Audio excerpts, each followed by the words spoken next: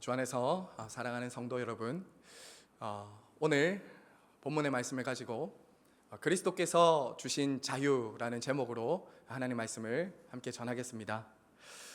사랑하는 여러분, 오늘 본문은 자유에서 시작해서 자유로 마치고 있습니다.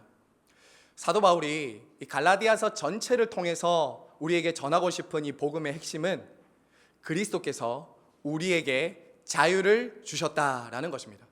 해방을 선언하는 것입니다. 그래서 오늘 이 본문의 말씀을 가리켜서 이 기독교의 자유의 대헌장이라고 부르기도 합니다. 사랑하는 성도 여러분, 지금 저와 여러분은 어떻습니까? 여러분은 예수님을 믿고 나서 점점 더 자유로워지고 계십니까? 아니면 더 속박되고 있다고 느끼십니까? 신앙생활을 기쁨과 자원하는 마음으로 하고 있습니까? 아니면 억지로 마지못해 눌림으로 하고 있습니까? 어떤 사람들은 기독교 신앙이 나를 더 구속하고 억압하는 것으로 여기기도 합니다. 그래서 여기에 대한 대답이 지금 우리들의 신앙의 현 주소와 우리가 정말 바른 신앙 안에 서 있는지를 보여주는 것이라고 할 수 있습니다. 자, 오늘 말씀에서 먼저 사도 바울은 그리스도께서 우리에게 어떻게 자유를 주셨는지 말하고 있습니다. 우리에게 어떻게 자유가 주어졌다라고 말합니까? 자, 1절 말씀 우리 한번 다 같이 읽겠습니다. 1절 시작. 그리스도께서 우리를 자유롭게 하려고 자유를 주셨으니 그러므로 굳건하게 서서 다시는 종의 멍에를 매지 말라. 바울은 가장 먼저 그리스도께서 우리에게 자유를 주셨다라고 말합니다. 그러므로 이 자유는 인간이 본래 가지고 있는 자유나 자질, 상태가 아닙니다. 모든 사람들이 보편적으로 가지고 있는 본성적인 자유도 아닙니다. 이 자유는 그리스도께서 우리를 위해 하신 일로 인해서 값없이 주어진 자유, 오직 예수 그리스도를 믿는 성도들에게만 주어진 자유다라는 것이죠. 여러분, 그러면 구체적으로 이 자유는 어떤 자유입니까? 무엇으로부터의 자유가 우리에게 주어졌습니까? 먼저 이 자유는 우리가 우리의 구원과 하나님의 구원과 사랑을 그리고 그분에게 받아들여지기 위해서 내가 무언가를 해야 하는 것으로부터의 자유입니다. 다시 말씀드립니다. 이 자유는 하나님의 구원과 사랑을 받기 위해서 그분에게 내가 받아들여지기 위해서 무언가를 더 해야 한다는 것으로부터의 자유다라는 거예요. 지금 갈라디아 교회 안에 일어났던 이 문제가 바로 여기에 있었습니다. 그들은 이 자유를 빼앗길 위협에 처해 있었습니다. 갈라디아 교회 안에 들어온 이 거짓 교사들은 너희가 진짜 자유를 얻기 위해서는 예수도 믿어야 되지만 할례도 받아야 돼. 너희가 예수도 믿어야 되지만 우리가 지키고 있는 이 율법의 규례들을 잘 지켜야 진짜 자유, 진짜 구원을 받을 수 있어라고 그렇게 가르쳤습니다. 그래서 그들의 잘못된 율법주의적인 신앙생활을 통해서 그들 가운데는 종노릇하는 사람들이 점점 생겨나기 시작한 것이죠. 하지만 오늘 말씀은 이렇게 말합니다. 그리스도께서 그 모든 율법의 저주와 욕으로부터 심판으로부터 우리를 자유하게 하셨다라는 거죠. 즉 하나님의 사랑과 구원을 받기 위해서 이제 우리들에게 요구되는 어떤 자격이나 조건이나 행위나 노력을 갖추어야 한다는 것은 없다라는 것입니다. 모든 율법적인 방식으로부터 우리에게 자유가 주어졌다라는 것이죠. 여러분, 그리고 이 자유는 궁극적으로 죄와 사망, 사탄의 속박으로부터의 자유입니다. 타락한 모든 사람들은 이 세 가지로부터 자유한 사람은 아무도 없습니다. 모든 사람은 자유롭게 생각하고 말하고 행동할 수 있습니다. 하지만 아무리 많은 자유가 있어도 죄와 죽음, 하나님의 심판으로부터 자유한 사람은 아무도 없습니다. 그리고 더 비극적인 것은 인간 스스로는 이 자유를 되찾을 수 있는 능력이 없다라는 것이죠. 그러므로 사랑하는 성도 여러분, 오늘 본문에서 사도 바울이 1절을 열면서 그리스도께서 우리에게 자유를 주셨다라는 것은 정말 복음입니다. 그리스도께서 우리에게 해방을 선언하신 것은 정말 복음이에요. 복음이 우리에게 가져오는 가장 큰 선물은 자유입니다. 구원의 또 다른 이름은 자유예요. 자, 그러면 그리스도께서 이 자유를 우리에게 어떻게 주셨는가 우리가 알아야 되겠죠. 우리 구주 예수 그리스도께서 저와 여러분이 도무지 행할 수 없는 그 모든 율법의 요구와 우리가 율법을 어김으로 받아야 되는 그 모든 율법의 저주와 정죄를 대신하심으로 우리에게 자유를 주셨습니다. 주님께서 우리에게 자유를 주시기 위해서 그분은 철저하게 자유를 박탈당하셨습니다. 그분은 우리에게 자유를 주시기 위해서 오히려 속박당하시는 길을 선택하신 것이죠. 여러분 한번 생각해 보십시오. 예수님이 십자가를 앞두고 겟세마네 동산에서 성부 하나님께 이렇게 기도하셨습니다. 아버지여, 나의 원대로 마옵시고 아버지의 원대로 하옵소서. 이것은 예수님께서 당신의 뜻과 자유를 포기하는 기도였습니다. 주님은 그 겟세마네 동산에서 당신의 뜻과 자유를 내려놓으신 것이죠. 그리고 저와 여러분을 구원하기 위해서 우리 예수님은 또 어떻게 하셨습니까? 불의한 재판장에서 그 모든 거짓된 송사와 조롱으로부터 변호하고 당신의 의를 주장할 수 있고 그 모든 사람들의 입을 막을 수 있는 지혜가 있으셨음에도 불구하고 그 모든 말할 수 있는 자유를 내려놓고 권리를 포기하셨죠. 그리고 십자가 위에서도 우리 예수님은 당신이 가지신 그 모든 권세와 능력으로 하늘의 천사를 부르셔서 모든 대적들을 멸하실 수도 있으셨지만 그 자유까지도 내려놓으셨습니다. 그 자유를 포기하신 거예요. 왜 그렇게 하셨습니까? 바로 저와 여러분에게 자유를 주시기 위해서였습니다. 그리스도께서 십자가에서 모든 죄값을 치르셨기 때문에 바로 우리가 죄와 사망, 사탄의 권세로부터 자유를 얻게 된 것이죠. 주 안에서 사랑하는 성도 여러분, 그러므로 이 자유는 결코 값싼 자유가 아닙니다. 값비싼 대가를 지불하시면서 우리들에게 주어진 자유다라는 것이죠. 십자가에서 당신의 모든 물과 피를 다 내어주시면서 우리에게 주신 자유다라는 것입니다. 그러므로 이 자유를 얻은 성도들은 어떻게 해야 합니까? 그리스도께서 주신 자유를 소중하게 여기고 빼앗기지 말아야 합니다. 오늘 사도 바울은 이 자유를 빼앗기지 말 것을 두 가지로 우리에게 명령하면서 권면하고 있습니다.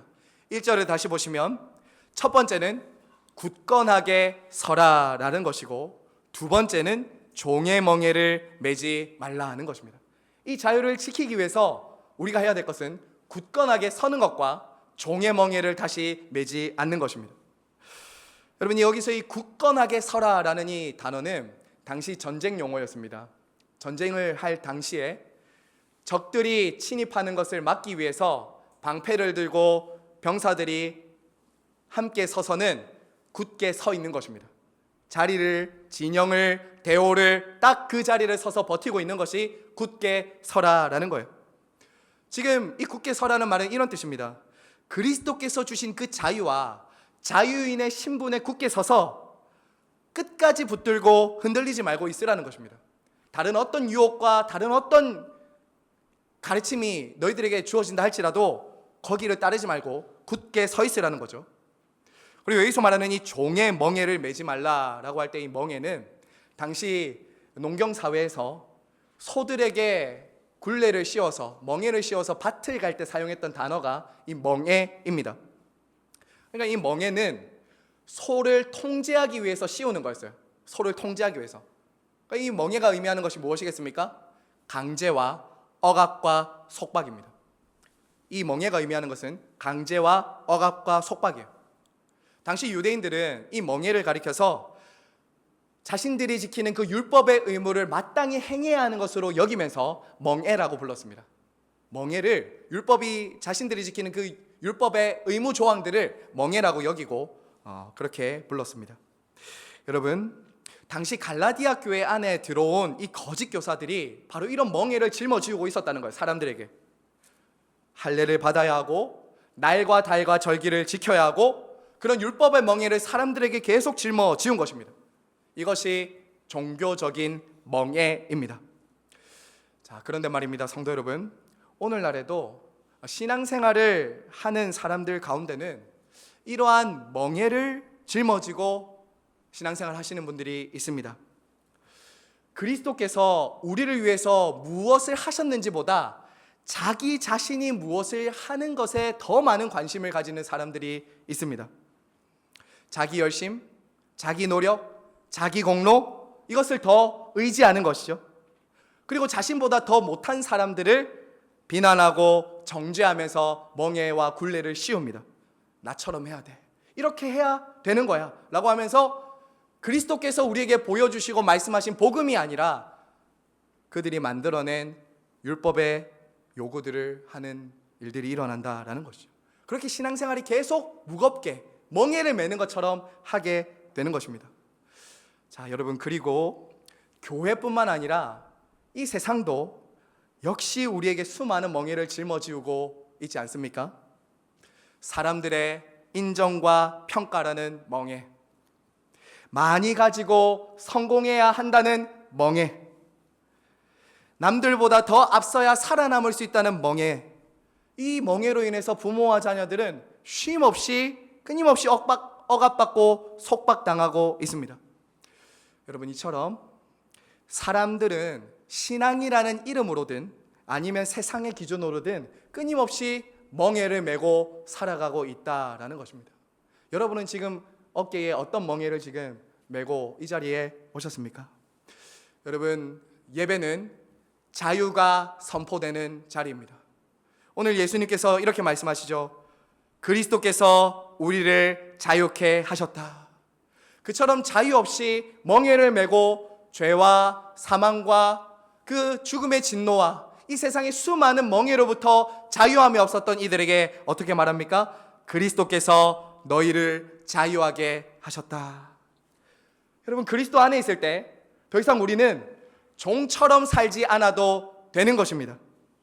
하나님은 더 이상 내가 잘하면 복을 주시고 잘못하면 벌을 주시는 엄한 주인이 아니신 것이죠. 그분은 그런 분이 아니십니다.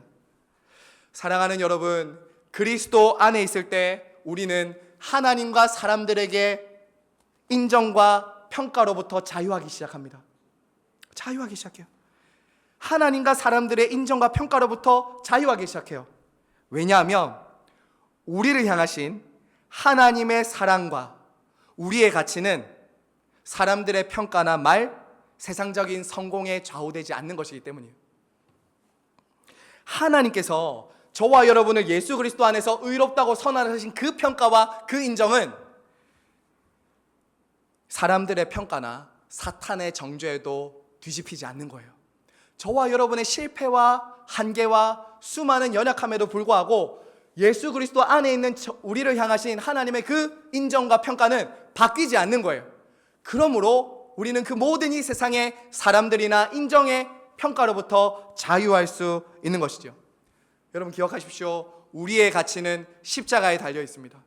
십자가에 달려 있어요.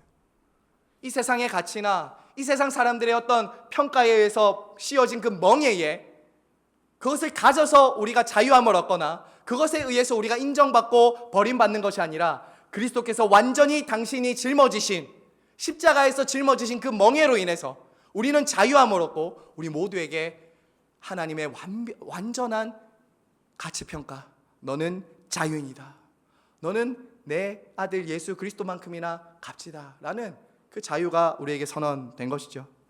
그러므로 여러분, 성도들은 더 이상 하나님과 사람들에게 받아들여지기 위해서 자신을 증명할 필요가 없는 것입니다. 이 사실을 믿음으로 그리스도께서 주신 이 놀라운 자유를 누리며 믿음에 굳건하게 서시는 우리 모두가 되길 간절히 바라고 소망합니다. 여러분, 사도 바울은 이어서 우리가 누리는 이 자유를 위협하는 거짓 교훈에 대해서 말하고 있습니다. 자, 2절 말씀 우리 한번 다 같이 읽겠습니다. 2절입니다. 시작. 보라, 나 바울은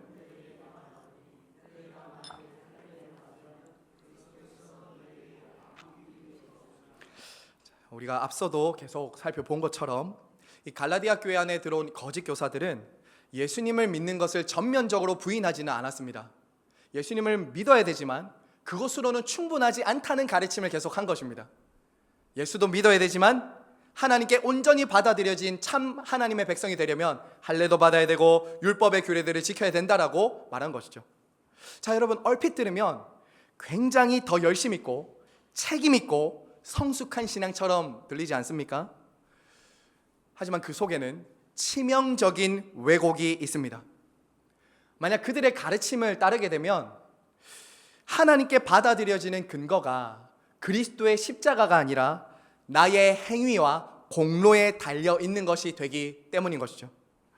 여러분, 하지만 하나님은 오히려 율법을 통해서 사람의 노력과 행위로는 결코 하나님을 만족시킬 수 없다는 것을 우리들에게 알려주셨습니다. 그들이 그처럼 지키려고 했던 율법은 오히려 우리가 그 율법을 다 지킬 수 없다는 것을 보여주는 기준이 되었다라는 것이죠. 여러분, 율법은 하나님의 거룩하신 기준을 드러내면서 동시에 우리가 의롭지 못하는 것을 보여주는 거울입니다. 거울이에요. 그 중에서도 바울은 할례를 강조하죠. 이 할례를 강조해서 예를 듭니다. 여러분, 할례가 무엇입니까? 할례는 하나님께서 구약시대에 언약을 맺었던 아브라함에게 언약의 표로 주신 표시였습니다. 은혜가 먼저고 언약이 먼저고 할례는 그 다음이에요. 하지만 거짓 교사들은 이 순서를 완전히 뒤바꾼 거예요. 뒤집은 겁니다. 은혜의 표인 할례를 구원의 조건으로 만든 것이에요. 구원의 조건으로 만든 거예요. 여러분, 그래서 바울은 3절과 4절에서 단호하게 이렇게 말합니다. 제가 읽겠습니다. 내가 할례를 받는 각 사람에게 다시 증언하노니 그는 율법 전체를 행할 의무를 가진 자라. 율법 안에서 의롭다함을 얻으려는 너희는 그리스도에게서 끊어지고 은혜에서 떨어진 자로다. 할례를 통해서 의롭다함을 얻으려는 사람들을 가리켜서 사도는 아무 유익이 없다라고 말합니다. 왜냐하면 당신은 할례를 받는 것은 이제 모든 율법을 다 내가 행하겠다라는 의무를 지겠다는 것에 대한 표시였기 때문이에요. 표시였습니다. 그렇게 되면 결국 어떻게 되겠습니까? 할례를 받는 것은 구원이 하나님의 은혜가 아니라 나의 순종과 성취에 달린 것으로 바뀌게 되는 것이죠. 하지만 바울은 충격적이게도 이렇게 말합니다. 그렇게 할례를 통해서, 행위를 통해서 의롭다함을 받으려는 사람은 은혜에서 떨어진다는 거예요. 그리스도에게서부터 끊어진다는 것입니다. 이것은 우리들에게 이것을 가르쳐줍니다. 그리스도의 의와 자기 의는 결코 양립할 수 없다는 거예요. 그리스도의 의와 자기 의는 양립할 수 없다는 거예요. 누군가 그리스도가 아니라 자기 행위를 앞세우게 될 때 그는 반드시 복음과 멀어지기 시작합니다. 그리고 그렇게 복음과 멀어지고 그리스도에게서부터 끊어지는 것은 그가 본래 하나님의 은혜에서부터 떨어진 자였음을 드러내는 증거가 되는 것이죠. 자, 그러면 여러분, 우리가 한 가지 여기서 꼭 짚고 넘어가야 될 게 있습니다. 왜 그러면 이들은 할례를 강조했을까요? 우리가 꼭 이거 정리해야 됩니다. 왜 그들은 할례를 그처럼 강조했을까요? 왜냐하면 눈에 보이는 것, 사람들 앞에 증명할 수 있는 것으로 자신의 신앙을 인정받고 싶었기 때문이에요. 그것으로 인정받으려고 했기 때문이에요. 할례를 통해서 사람들 앞에 자신의 믿음을 증명할 수 있는 기준을 외적으로 끊임없이 드러내려고 한 것이죠. 그 결과 교회 안에는 더 나은 신자와 덜 나은 신자로 구분하게 되는 것입니다. 할례를 받은 사람과 할례를 받지 못한 사람, 이렇게 구분되는 거예요. 주 안에서 사랑하는 성도 여러분, 오늘날 우리 중에 유대인처럼 할례를 통해서 자신의 믿음을 증명하려는 사람은 아무도 없습니다. 그렇죠? 우리는 그런 할례를 통해서 우리의 믿음을 증명하려고 하진 않습니다. 하지만 은연중에 우리도 겉으로 드러나는 것으로 나의 믿음을 증명하고 확인받고 싶어하는 경향이 있습니다. 가장 대표적인 것이 무엇입니까? 사람들은 나는 다른 사람보다 좀 더 종교적이고 열심 있는 율법적인 자기 의를 드러내기를 좋아합니다. 기도를 열심히 하고 교회 봉사와 헌신을 열심히 하는 것으로 나의 믿음을 증명받고 확인하고 싶어 하는 것이죠. 자기를 드러내고 싶어 하는 것, 겉으로 드러내고 싶어 하는 것입니다. 또 사람들은 어떻게 자기를 드러내고 싶어 합니까? 예수를 믿는 사람들 중에도 이렇게 하는 사람이 있습니다. 현세적이고 물질적인 복을 받고 잘 되는 것을 통해서 자신의 믿음이 겉으로 드러내 보여주고 싶어 합니다. 예수 믿고 돈 많이 벌고, 예수 믿고 성공하고 명예도 얻고 싶어 하는 거죠.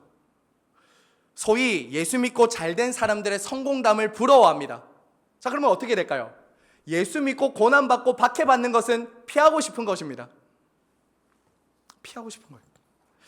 성도 여러분, 예수 믿고 돈 많이 벌고 성공하는 것 자체가 나쁘다고 할 수는 없을 것입니다. 하지만 문제는 그러한 것들을 적당하게 신앙으로 포장해서 실제로는 자기가 가진 믿음을 드러내고 싶어 하는 것이 문제다라는 거예요. 하나님께서 주신 은혜와 복마저도 자신의 신실함과 순종에 대한 보상으로 바꾸어 버리는 것이죠. 이게 율법주의적인 신앙생활의 또 다른 모습입니다.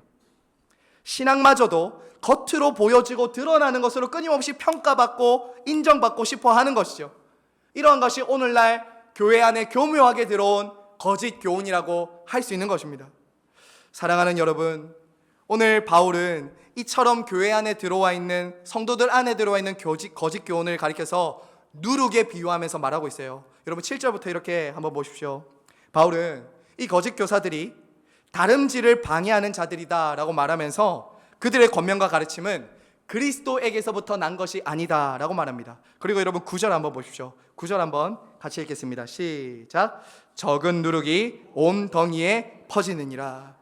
그들의 잘못된 율법주의적인 가르침을 누룩에 비유하고 있어요. 여러분, 누룩에는 두 가지 특징이 있습니다. 첫 번째는 걷잡을 수 없이 퍼진다는 거예요. 걷잡을 수 없이 퍼져요. 복음에 무언가를 더하기 시작하면 결국 복음 전체가 변질되는 거예요. 그런 잘못된 가르침을 따르는 한 사람이 있으면 그 주변에 그런 잘못된 가르침을 따르고자 하는 사람들로 퍼지는 거예요. 또 누룩의 두 번째 특징은 부풀게 한다는 거예요. 부풀게 해요. 겉으로 드러나 보이는 행위와 모습으로 끊임없이 자기를 증명하고 싶어 하는 거죠. 자기의, 자기 교만, 자기 자랑이 누룩의 핵심이에요. 신앙생활을 해도 자꾸 부풀려요. 하나님 앞에 정직하지 못한 거예요. 계속 부풀리는 거예요. 사랑하는 여러분, 그래서 사도 바울은 그처럼 갈라디아 교회 안에 잘못된 가르침을 전하는 거짓 교사들을 권징하라, 그들을 내쫓으라 라고 말하고 있습니다. 하나님의 심판을 선언하는 거예요. 여러분 12절 보십시오. 너희를 어지럽게 하는 자들은 스스로 베어버리기를 원하노라. 여러분, 교회 전체의 거룩을 지키는 가장 중요한 방편은 권징, 치리입니다. 권징은 그리스도께서 교회의 거룩성과 성결을 지키기 위해서 교회에 맡기신 치리입니다. 교회에 맡기신 치리예요. 사랑하는 여러분, 권징은 결코 개인에 대한 미움이 아니라 교회 전체의 순결과 순수성을 지키기 위한 것입니다. 그 사람의 개인적인 미숙함이나 연약함은 우리가 기다려주고 품어주어야 하죠. 하지만 잘못된 교훈을 따르거나 공동체 전체에 해악을 미치고 거듭 죄악 가운데 거할 경우는 어떻게 해야 됩니까? 그러한 자들을 살리고 공동체를 지키기 위해서 권징하고 치리하는 것이죠.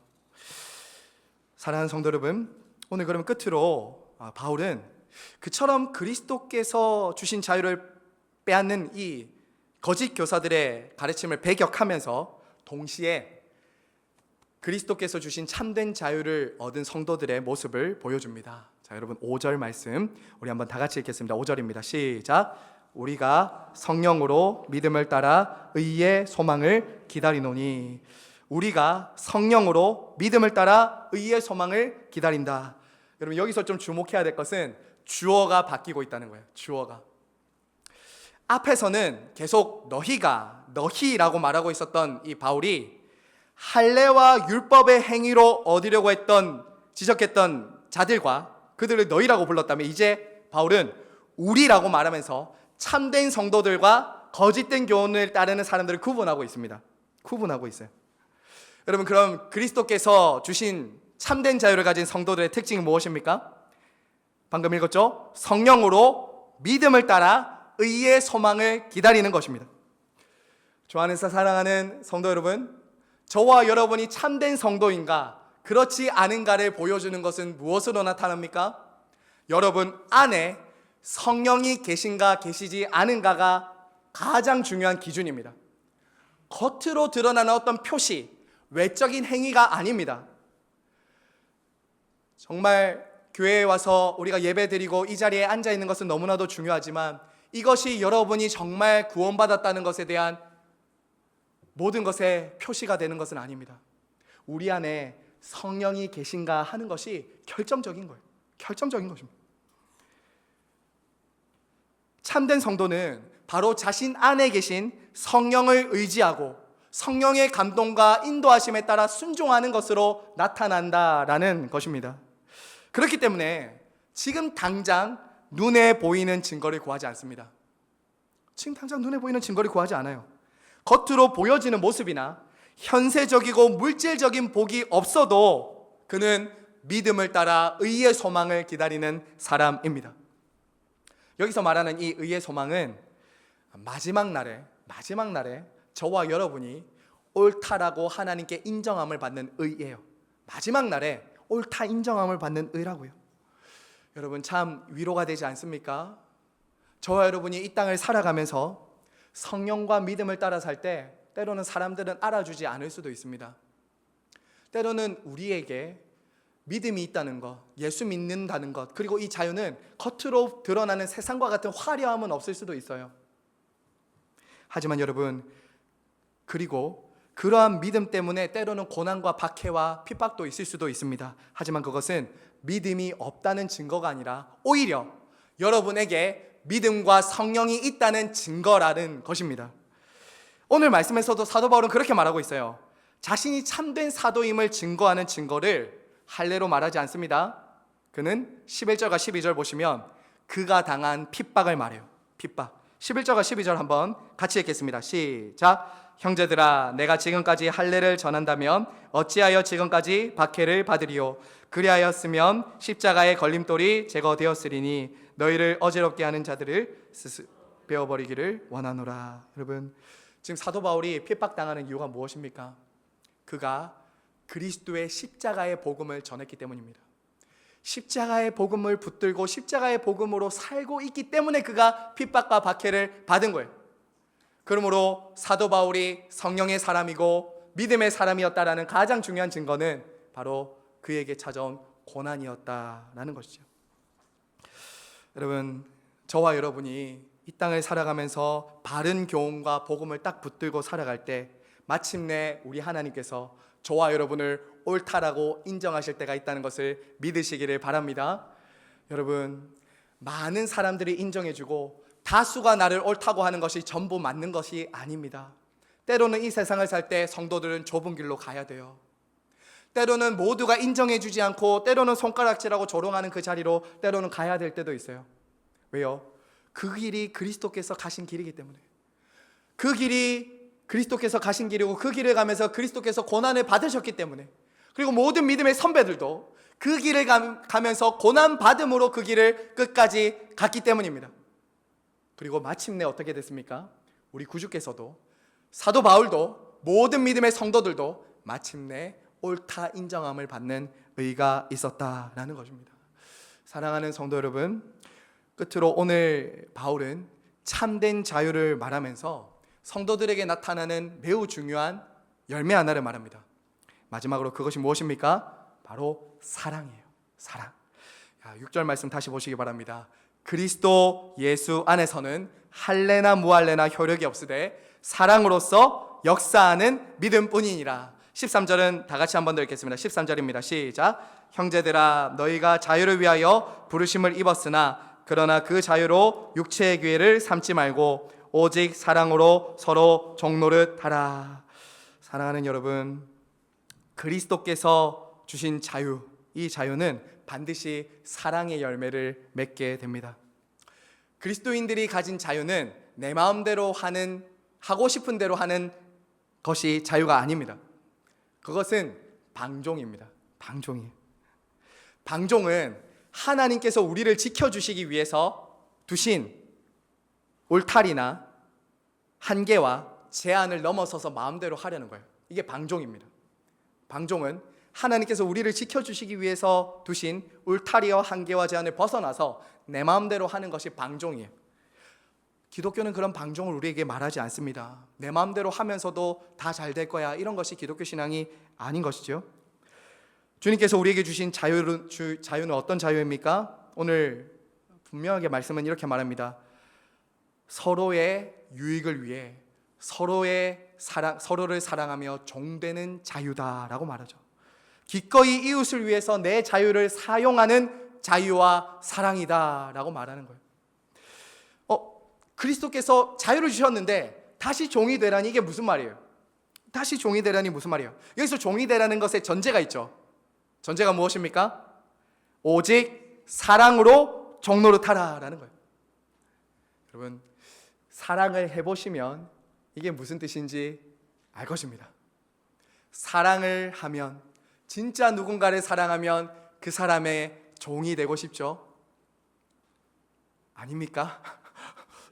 사랑을 안 해보셨군요. 진짜 사랑은 누군가를 억압하고 구속하고 속박하는 것이 사랑이 아닙니다.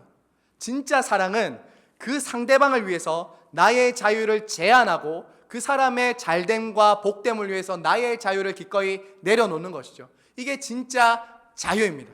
자유예요. 그래서 사도 바울은 이어서 이렇게 말합니다. 온 율법은 내 이웃을 내 자신같이 사랑하는 한 말씀에서 이루어졌다. 여러분, 율법의 완성은, 공동체의 하나됨은 할례나 어떤 자기의나 종교적인 규칙이나 규례를 만들어내는 것에서부터 주어지는 것이 아니라 바로 그리스도를 믿는 믿음 안에서 사랑으로 서로 종노릇하는 것에서부터 율법은 완성되고 공동체는 하나 된다는 거예요. 만약에 이렇지 않으면 공동체는 어떻게 됩니까? 서로 물고 뜯고 판단하고 정죄하는 공동체가 되는 거예요. 아무리 종교적인 활동을 많이 한다 할지라도 그 공동체는, 사람을 살리는 공동체는 될 수 없는 것이죠. 하지만 여러분, 참 믿음과 자유를 가진 성도들과 교회는 사랑으로 서로를 위해 기꺼이 종이 되는 공동체입니다. 옆에 있는 사람을 위해 내가 기꺼이 그 사람의 종이 되는 것이 그리스도께서 우리에게 베풀어 주신 사랑과 종됨이기 때문에 우리도 기꺼이 그를 위해 사랑으로 종노릇하는 것이 교회에 주어진 자유인들의 모습이다라는 것입니다. 성도 여러분, 말씀을 맺겠습니다. 우리 시냇가에 심은 교회가 주인이시지만 종의 자리에 오셔서 우리를 섬기시고, 무한히 자유하시지만 우리를 사랑하심으로 당신의 자유를 내려놓으시고 우리를 위해 당신의 자유를 내려놓으시고 섬기신 예수 그리스도의 모습과 사랑을 닮아가는 공동체가 되기를 간절히 바라고 소망합니다. 저와 여러분, 우리 시냇가에 심은 교회가 그처럼 그리스도께서 주신 자유로 기꺼이 서로를 사랑하고 서로를 위해 종이 되는 이 사랑의 열매가 풍성하기를 성부와 성자와 성령의 이름으로 축원합니다. 아멘.